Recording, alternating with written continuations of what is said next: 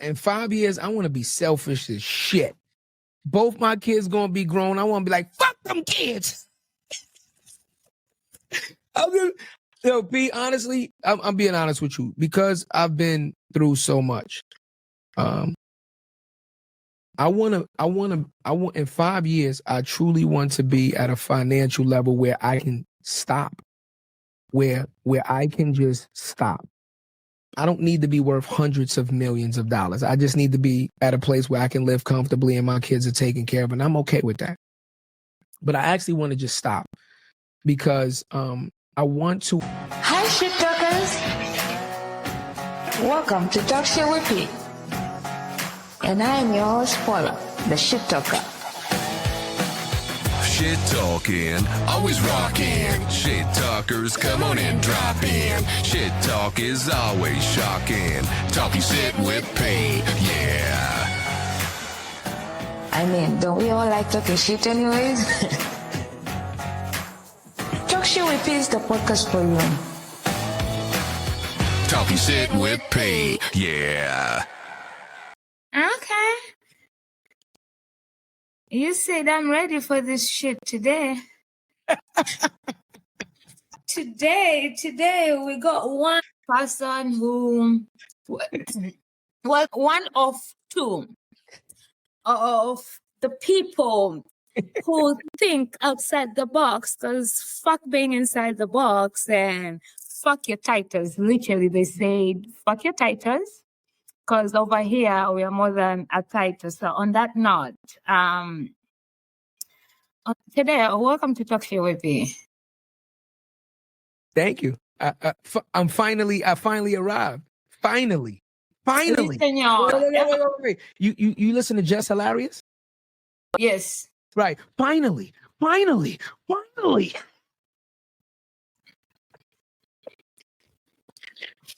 been dying to do that. Message. I don't have their functions, but I've been trying to get him to come on my show since the very first time we met. I've sent calendar. I've given them options of specific, and this motherfucker waited on the day that I'm resting peacefully in my bed and trying to have not shit done. I'm enjoying my bed. For those all y'all who right now, when it's getting like a little cool, but it's still nice outside, but you're in your silk sheets and you're naked and you're feeling everything and just being in your zone, and you get a message that nigga says, so when are you going to have me on your show? And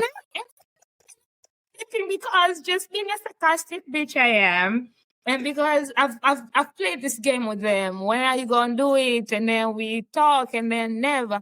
I'm like, right now. And next thing I know, I get a message. Can we do it in 5 minutes? I'm like, I'm in bed naked. Don't tempt me with a good time, goddammit. Don't tempt me with a good time. I'm ready. He was just jealous while I was in bed naked enjoying this beautiful day. He was in the gym putting on some sweat. So he was like, why should this one motherfucking bitch enjoy the bed when I'm here putting in the work? Now get out of bed and let's do this work. So here we are. Yeah, but hold on. Let me add to that. I'm jealous of them silk sheets too. I ain't got no fucking silk sheets. I got 200 thread count. Them shits ain't even Egyptian cotton. I got the non-frill sheets. That's your problem. Some of us like to be comfortable in our beds, okay? Listen, a sheet is a sheet right now. I ain't got no silk. I ain't got silk nothing. No silk. I ain't got silk socks. It took me a while to get to silk sheets. I used to buy my sheets at Target and Walmart. So no offense to that. But as stages increase and you start learning that you gotta budget less on Budweiser and buy more of the necessities and the wants. So and I'm gonna tell y'all, get you some silk sheets. But then if you don't want to stay in bed, probably you shouldn't. That's why I end up being in my bed a lot. So I don't know. But I mean, just real quick about the silk sheets. The reason I never wanted silk sheets is because when I get out the shower and things of that nature, I use a lot of oils. And I know oil and silk doesn't match. You understand? Because if the oil gets on the silk sheets, it's probably going to stain them, and then the stains are not going to come out, right? So you got them baby oils over there? I mean, you know, baby oil is still good, baby. I ain't got nothing against Johnson & Johnson. Johnson & Johnson ain't never did nothing wrong to Chatty, baby. What we talking about? No, they never have. I mean, I'm a still fan of them. I'm just scared of having too many of them in my house. Yeah, But, yeah, sweat. That's why you don't use silk sheets during the summer. They're meant for specific. And if you're doing extracurricular activities on your bed every night, they're probably not. But they are good for that, setting the mood once in a while, depending on the type of activity you're aiming for on that night. So the holidays are coming. Get your friends some silk sheets. Chadel here says doesn't even have silk boxers. So somebody out there, gift him some silk boxers. Shit, I take it, send it on in. I love gifts. Like, I ain't gonna turn it down now. Maybe some talk shit with these silk boxes like that. Ooh, that would be nice. Do you remember that? I don't know if you've ever seen the old log of Talk Shit with P, where it's just the lips and the mic, and they're literally my lips. They use my lips from a picture. No, I didn't see that one. Yes. So the plan is, we were working on this. I'm already up there with you. After I put my tongue, I know what the plan is. Yeah. On the box, the logo goes right where. Yeah. I just want to say this, ladies and gentlemen, I also don't have medical insurance. So if you send me some silk sheets and I happen to do, you run, you slide, you hit the bump and take a dive, and I fall off that big ass king bed I got upstairs and break my fucking neck on my arm or my ankle, just know I'm sending you my medical bill for setting me up for failure by giving me some slippery ass silk sheets, because cotton, you could jump in the bed and you stick. You don't really go anywhere. You know what I'm saying? You're doing those aerobics with is the one who's going to pay for your insurance, because that's fucked up. That's fucked up. Yes, okay, clearly we really are on Talk Shit with me, and we have spent 6 minutes talking about silk and bed and being naked, which are all my favorite things. But let's go to the reason this man is here, apart from silk, bed, naked, and gym. I go to the gym, so I look really good naked, just so you know. Let's see. Give us a preview. This is PG. What's up, respect on my body? I got kids out here. My kids is grown. I don't need them seeing that on the internet. I'm trying to be respectable. Well, then you shouldn't be saying shit like that, because now the people want to see it. Hold on. You can see it through the sweater. You can see it. No, I can't. I can't. You gotta remove the set. Oh, here, let me let you borrow these then. Oh my God. Okay. On More Than a Title, right? Mm-hmm. You guys talk to people behind their titles. So I want to dive into this because I feel like it's gonna flow our conversation, and I want to know. I know you guys have had. I don't know, 300 episodes? I think we just completed episode 246 yesterday. I think 246 yesterday. Oh my God. That's yeah. So with all those episodes, what's one guest story that you never forget, you know? And this is not because they're famous, but because they reveal something raw about success and identity that really stood out for you. Well, that's a great question. Because we've had so many different guests, right? You definitely get gems from each person, and each gem that you get can kind of affect you differently depending on your relatability to it. So I'm gonna hone in on this one because for two reasons. One, because I'm a parent, so it hit home for me because this person is also a parent, right?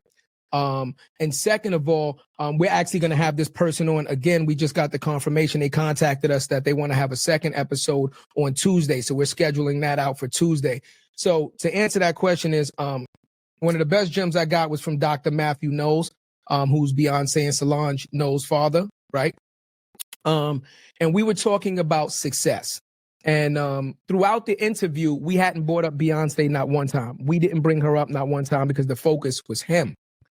But he brought her up in a way to say, I just want you to understand my mindset of how I treated my daughters, right? He said, if my daughter wanted to be a doctor, then I would have bought her a hospital. If my daughter wanted to be a doctor, then I would have bought her a hospital. And for me, I was like, okay, like slow down, right? Let's unpack this thing, right? You didn't say if your daughter wanted to be a nurse, you went straight to doctor. That's number one. And then you didn't say like I would have put her in school and made sure she went to the finest, grad schools or programs. You jumped right into, I would have bought her own hospital. I've never heard anybody say anything to that magnitude with that level of confidence. The way he said it seamlessly, like, yeah, that's like, even if I didn't have the money, that's what I would have done. I wouldn't have stopped until she had her own hospital. And that to me, it was just so amazing that you have the mentality that no matter what your children were going to want to do with their lives, that you were going to pour into them at a level that even most people wouldn't even comprehend. So that to me just stood out to be like something super amazing and inspiring, that somebody could say something like that just so naturally. I love everything about that. As a daddy's girl who was raised by our father, I remember growing up, I wanted to be a lawyer. And then when I eventually shifted and I was like, I no longer want to be a lawyer, I want to go to study hospitality and events. My dad had a plot that he was going to sell. And at that time, I was like, then fuck it, we're going to build a hotel and you come run it. I was like, wait, I haven't even started the semester. I don't even know if I'm going to like this shit, but you're already.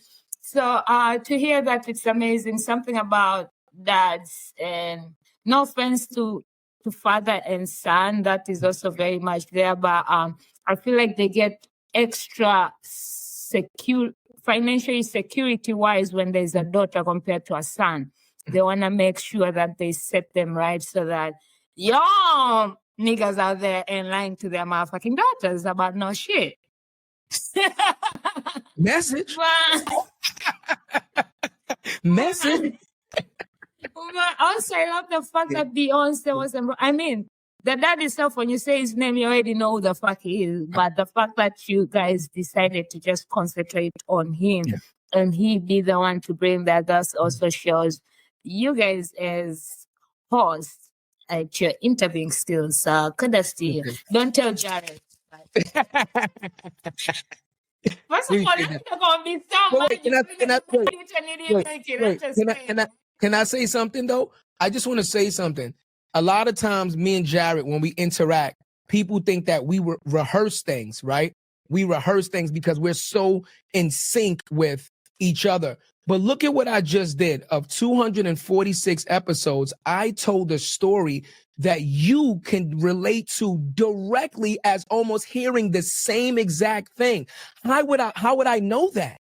Like, you've never told me that story before. So for me to pick all the and he told us more story. He told us some wild shit other than that. But for me to pick that exact story and for it to resonate with you, look at that. Look how in sync we are, that I knew to pick a story that you could piggyback and go, holy shit, my father told me almost the same thing. I can relate to that.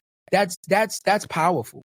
It is. We're here. It is. We're not going to talk about the connection me and Chadell had, the frequency that goes on from day one. But I love that you added, because we were going to talk about this, but I love that you brought up how you and Jared work together as co-hosts, because it's very hard to find a perfect co-host.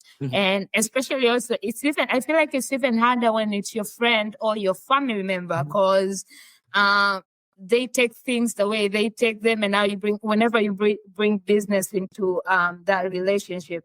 But you guys recently added another co-host. So how does that work? Did that continue complementing you guys, you and Jared?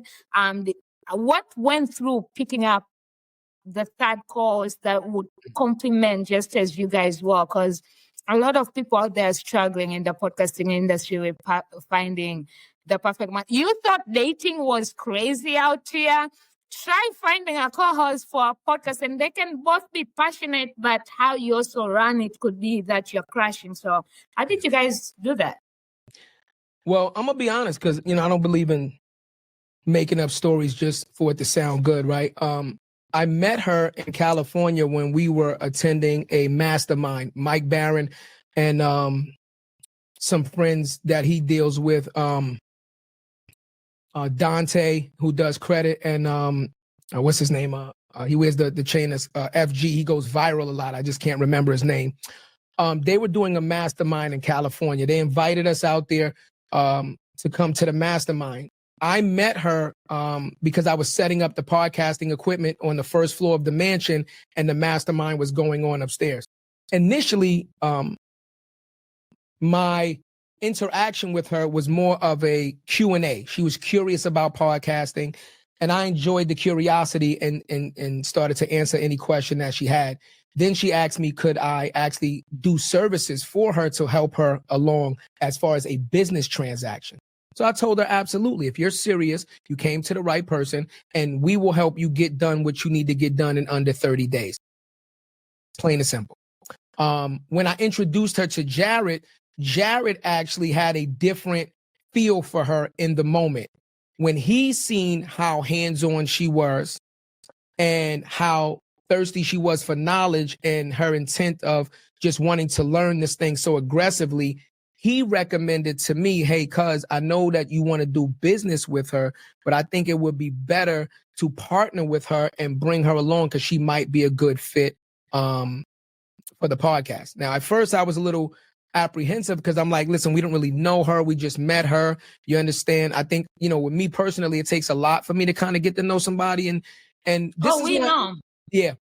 And I just want to give you context, like Paula, just like, you've been doing your thing for a long time and we respect you. If you notice, like when we first met you and we hung out and we laughed and we joked, but we respected the fact that you do your business the way that you do it. A lot of people don't understand that podcasting for us, first and foremost, is not a hobby. This is a business for us. All right. This is not a hobby anymore. This is our business. This is our livelihood. So if you're going to invite somebody into your business, into your baby, your livelihood, right, this company that we're cultivating, it has to be the right fit. So long story short, we had a couple conversations, but because I believe in my cousin, he said he had a feeling, then I co-signed it. Right. I said, OK, I'll go along with it. I'll sign off on it. And we brought her on to the show.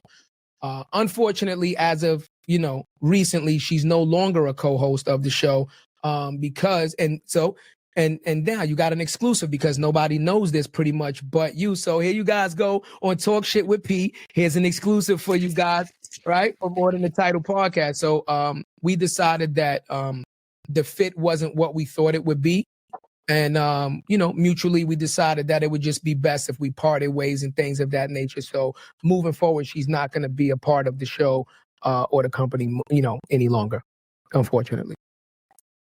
Sometimes you gotta try it to see if it fits or not. So regardless, I'm pretty sure both of you walked away with the lessons you needed to learn in this period. And I believe it's just going to make you guys even more better. Not that you need to get more better because fuck your egos and shit, but no. There's always room for improvement, Paula. Always. We're constantly learning. And if you don't choose to constantly learn, you're going to be left behind because the world is evolving. Technology is evolving. We as people ourselves, we're evolving. You're not the same person who was here in January. Some people are not even the same person who they were last month because life is meant to keep us evolving. So, And let me just add something to that. In addition to that, like you, Paula, we work very hard at this. And I'm always going to reference you because when I met you, the first impression that I got was, damn, this girl works hard. Like she's serious about her craft. and we take that the same way. We are students of the game. You met me at a PodFest summit, and you've seen that we go to different summits and things of that nature. And I do these things to learn from everybody, from people like you that are seasoned in doing your podcast, that are seasoned at attending events, that are seasoned in the space of multimedia and entertainment, because there's always something that you can learn, right? So we go to these events, and you're a testament. You've seen us at multiple events to learn, because you can always get better if you're willing to learn and you're willing to listen. So we're students of the game. We definitely are. And since you brought that up, I feel like even though I kind of wrote my notes last minute, but I feel like you kind of dipped into my notes, because you keep bringing up shit that wasn't even on my. But that's the best thing about our frequency. So one of the main questions I've been asking a lot of people for season 10, well, almost everybody on season 10, because season 10 is my final season for Talk Shit with P. Really? You not you quitting, not P. We're not quitting. We're not quitting. What you doing? We're taking a long break to pivot. Okay. I like that answer. So as we constantly say, there's growth, there's evolving. And right now I've started my company, Rap Shit with P. I'm working on a project which is like a book / journal / podcast. It's gonna be a private podcast. Every chapter of the book is gonna be my pure story, and a journal part where we work on those things together, and then a barcode for the episode if you wanna listen to it. But the episode will be private, and that one will be. We're spending a lot of money on that because we're selling these books, right? So I can't do a mediocre job. I have to make sure whatever is going out there that people are spending money on is worth it, right? So that's why we are putting Talk Shit with P on a break right now, because next year we really want to concentrate on that project and building Rap Shit with P, and then figuring out when we bring back Talk Shit with P in 2027, how we're going to interject it with Rap Shit with P and move forward. And that's why I needed to give it, because I could have just ended it like, fuck it, we're done. But Talk Shit with P has been such a big part of my growth in this journey. It deserved a special ending. We will be doing once in a while, like bonus episodes, drop here. If somebody with a great conversation comes, or I meet and I want to record, I'm going to record and drop them. But those are going to be surprises, bonus, like, Christmas came early and shit, but not the commitment of me having to do the seasonal episodes. So I've also. Can I just say something? I just want to touch on something you said. I don't think you could do anything that you truly put your heart to and it be mediocre. I've known you for years now, P, and I'm not just, ladies and gentlemen, I know it might seem like I give her a lot of compliments, but I do, because I respect her. And I respect the circle that she hangs around. And when I say these things, it's not just from me. And my cousin feels the same way. And I know that the circles that we hang around feel the exact same way, because I watch and I listen, and everybody treats P with respect and just gives her accolades because she's earned that. So I don't think that anything you're going to do is going to be mediocre in any way, shape, form, or fashion. I think it's a phenomenal idea. And I'm super excited to not only hear about it, but to see this thing come to fruition. So please, no mediocre from you. That's not even possible with the type of person that you are. Thank you, and good for you for not being at PodFest this year and attending my 3-minute stand-up comedy. That was mediocre. Send me the tape. Send me the tape. I need to see that. Yeah. I appreciate you. So with that saying, that's why this season is focused mostly on growth and evolving and pivoting and rebranding, because that's what we're doing. There's no quitting over here. You're just moving on with the time has come. Like Junaid would say, we're graduating. But also I wanted to make sure that, because my podcast has been a place where I give people their flowers, I wanted to make sure that I'm getting my flowers for season 10. So one of the biggest questions I've been asking is your first impression of me when you met me, and where it was when you met me. And now that after those years that you know me, your impression of me now. So you kind of answered a bit when you jumped into shit without, but Now we're gonna give you the space. Box digital. I don't stay in the box. Don't write no questions down for me. You know better than that. Come on now. And if you don't know better,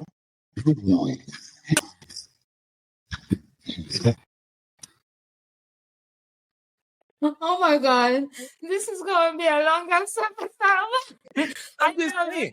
Just saying. I love it. So go ahead. And Yeah. what was First impression. I'm gonna be honest with you, Pete. and when we met, make sure you mention where we met. So, well, we met at was that Podfest, right? Podfest. All right, we met at Podfest. 7 a.m. in the fucking morning. Yeah. Before the fucking donuts and the coffee was even out. So when I first met, first of all, ladies and gentlemen, this is what if you see how I am now, this is me every day, all day. I don't believe in facading. That's my cousin is the same way. We show up authentically. This is who we are, and this is it. Take it or leave it. And when we met P, the crazy part about meeting P was she matched our energy almost instantaneously. We didn't, again, we have it recorded actually. Do you have the recording of it? We have the video. I have the video.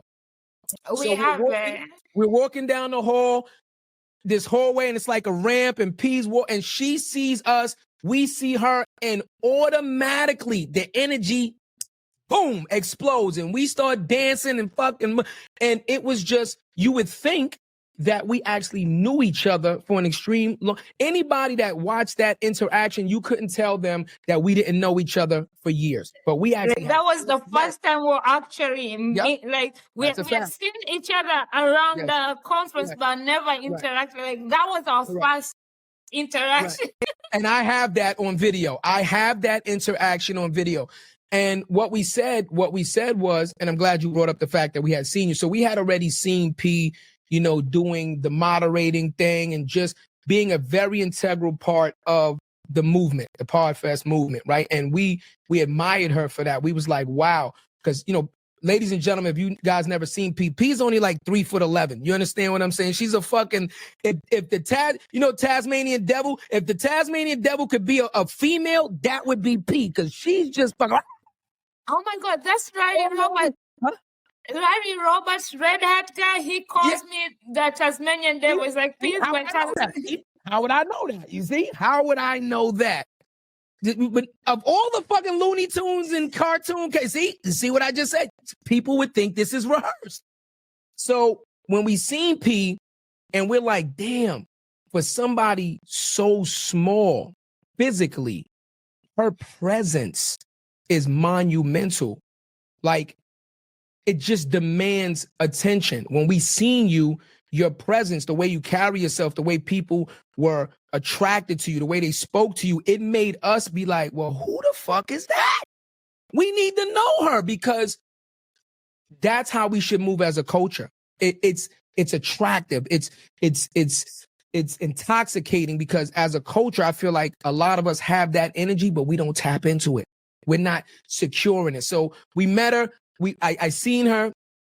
Then we got a chance to meet, which opened up the conversation, right? It broke the ice. And after that, we've been the same ever since. Up until now, I haven't really seen any difference in you other than your personal growth journey, to be honest with you, right? You're still, your work ethic is still, just something to be admired, right? Your work ethic is crazy.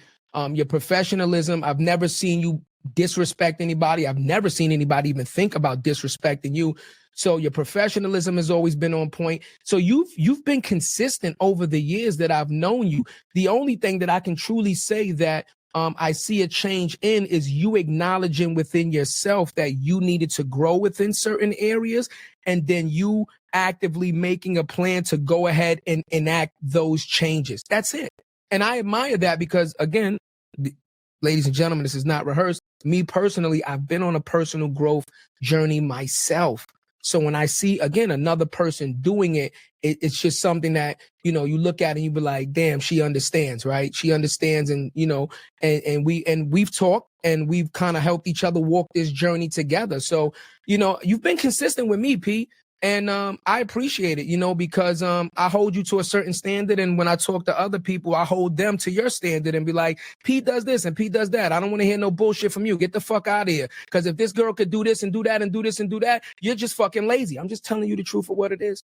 You set the bar high, P. You set the bar very high. So it's going to be very hard to, if anybody's trying to fill P's shoes, you got some fucking work to do. I'm just telling you, you got some work to do. I love that. And thank you. Oh my God, I'm crying. Yeah. But the fact that you said you hold me on that stand, that's one. I appreciate you, even though it's just so scary, because I have a different kind of level of respect for Chadeo. And I love Jared, but also between you two, like, there's also different levels, like, because you're different people, even though you're a team. I love both of you, and I would go, you know, I go hard for your. But the level I have for him is a little bit less compared to you. No offense, Jared.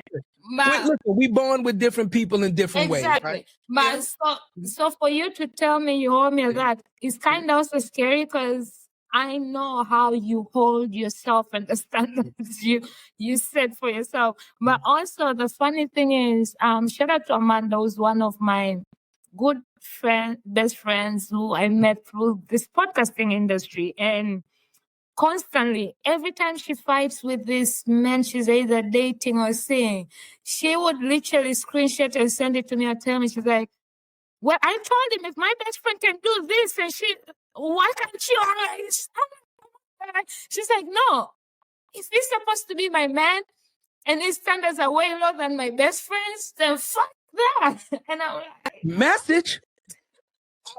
You need a message button, P. God damn it. Yeah. Listen, when she come back in the new reiteration, we're going to give her some sound effects. Message. You can borrow mine for now. I know, exactly. You know, I'm going to steal the exact same one as you and put it up. I send it to you. Thank you, baby. Yeah. But I appreciate that. And I love that both of us know exactly when to play and when to be serious and when to be there for each other personally, outside of the creative world, outside just be there for each other. And you have also been consistent with me, even though sometimes I do get mad at him because he pretends he doesn't see my missed calls. But that's a conversation for another time. In my defense, I would never. Yeah, he's been doing that lately because he does more the checking lately than me. So I appreciate that. Unless he disrupts my naked time, which is also another problem. But let's talk a little bit about More Than a Title, because that was the reason we met. You were at Podfest. You guys were rocking the hell out of your brand. And you have, as we talked, you're 249 episodes, and you guys go live, and you have not only been in America but internationally. You were at Cannes, France. You guys go above and beyond just outside of America. So can we talk a little bit about where more Than the Title, where it came from? How did it come, and what's the plans? Okay, yeah, absolutely. And that's a great question. Thank you for asking me that. Rap Shit with P is more than just a name. It's what we do. We make visions come alive. From branding and merch to curated gifting and virtual assistant services. We help creatives, entrepreneurs, and businesses show up bigger, bolder, and better. So if you're ready to level up your vision, connect with us on IG at rapshitwithp or rapshitwithp@gmail.com. And that's WRAPSHITWITHP, rapshitwithp@gmail.com or rapshitwithp on Instagram.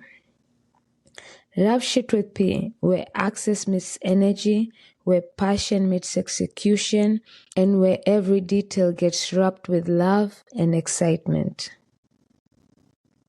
So here's to season 10, the final season of Talk Shit with P. So I have to backtrack a little bit because you actually gave part of the answer.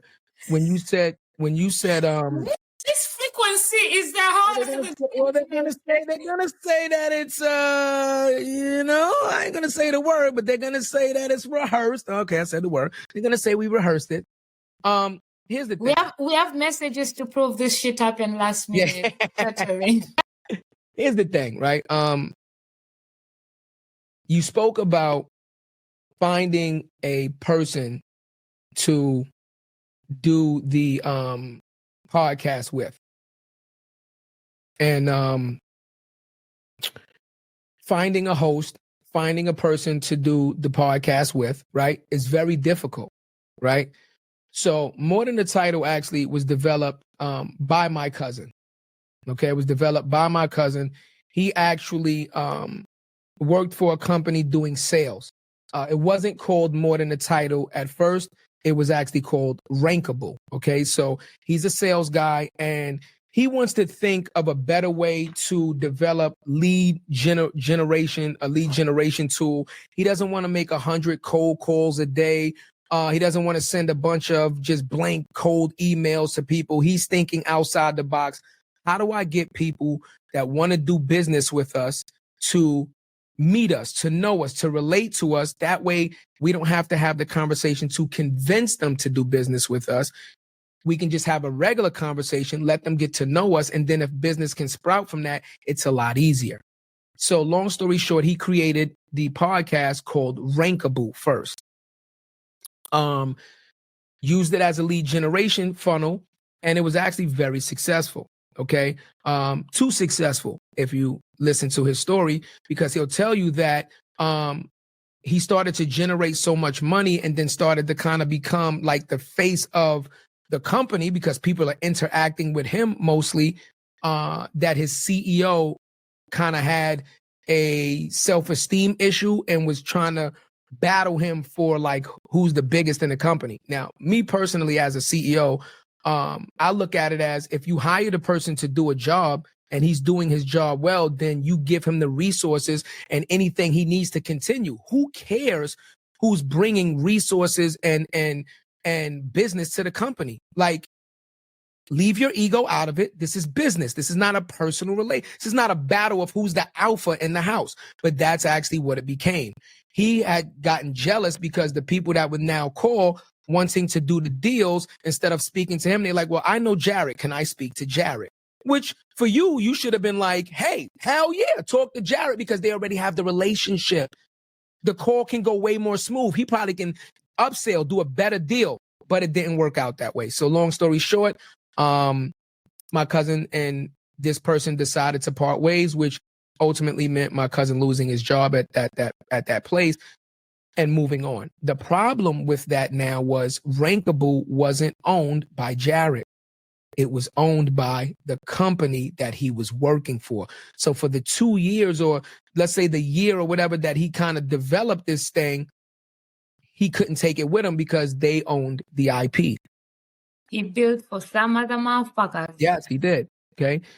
So after that, he said, okay, now I understand. I'm going to take the same exact formula. Like you said, I'm going to pivot. I'm going to rebrand. And then I'm going to create this thing from scratch. So he created More Than the Title by himself. Okay. He did it for about a year or a year and a half as the only host. And at this point, it wasn't a business. It was a hobby because there was no business to house the podcast, right? When he did Rankable, a business owned the podcast and it was a lead generation tool for the business. But when he did it on his own, it was just to reestablish himself, build his own personal brand. But at that point, it wasn't a business.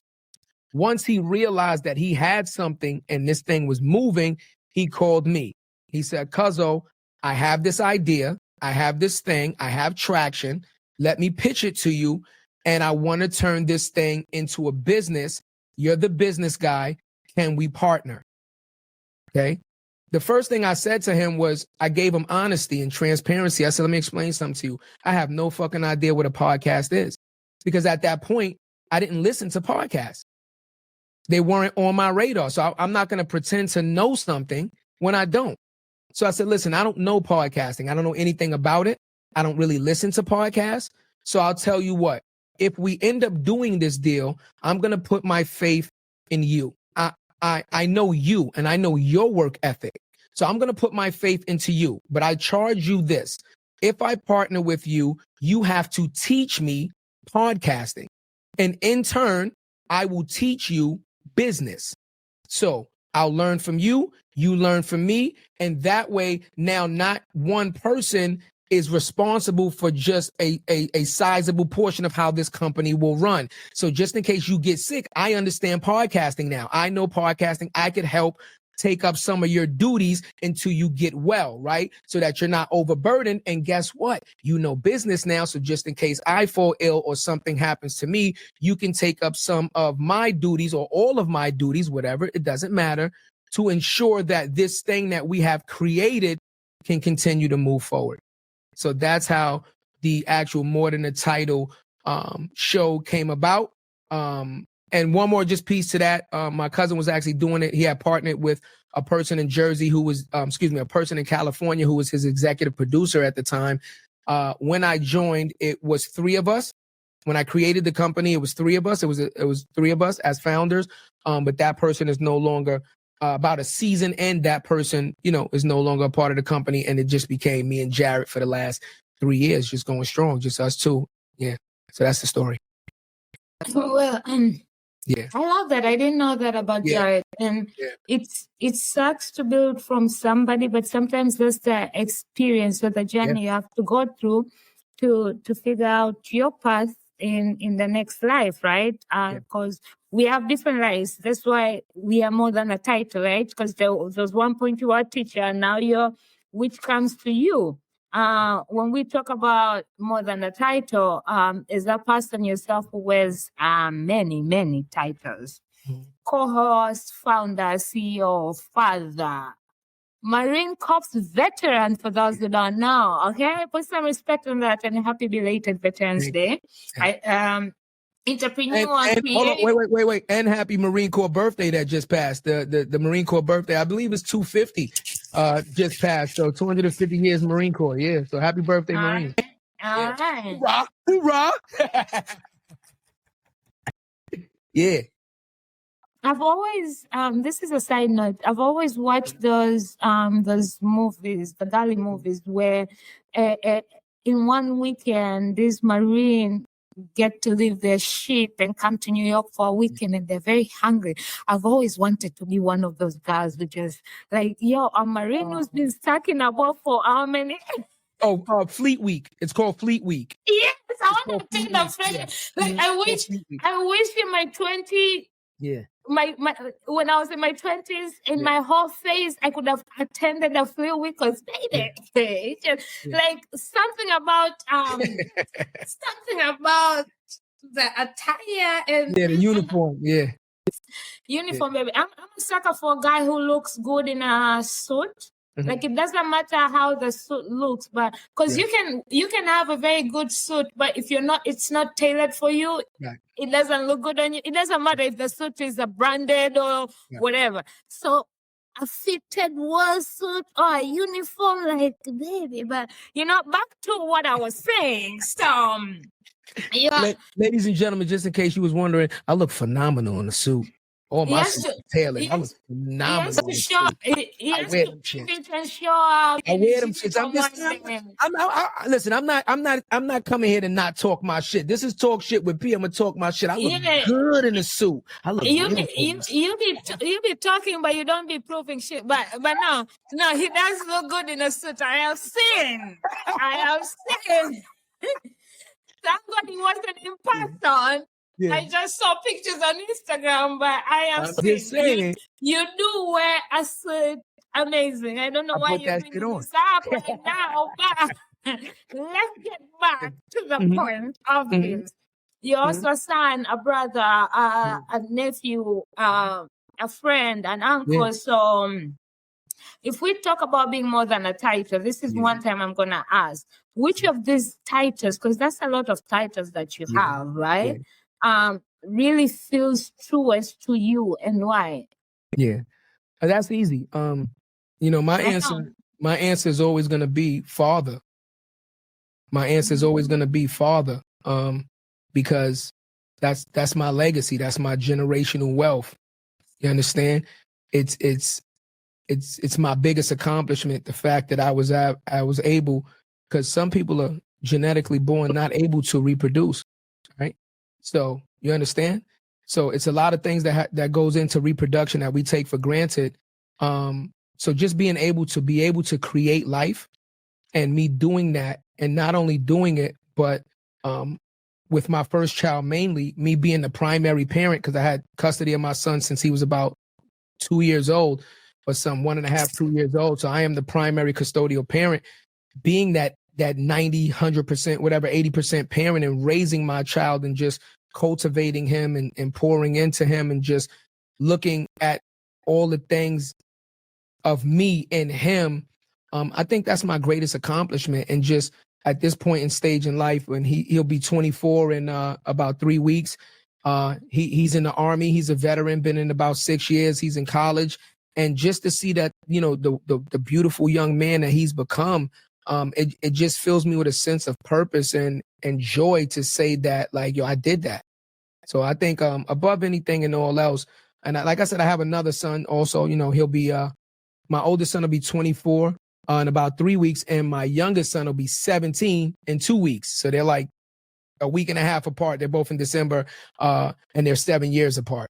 So you know what that means, like January, February when it's cold. See, that's why you can't send me no silk sheets, because see, January, February when it's cold. You are busy. That's your mind. Around Valentine's, that's when these niggas be lying to these women. Don't give me no silk sheets, because come December, you're going to get a present. I mean, he does make good babies, so if anybody is curious. But are you willing to have more kids, or are you done? That's a very interesting question. That's a very interesting question, and let me tell you why. Stay tuned for part 2, coming to you on Friday. Don't forget to check it out.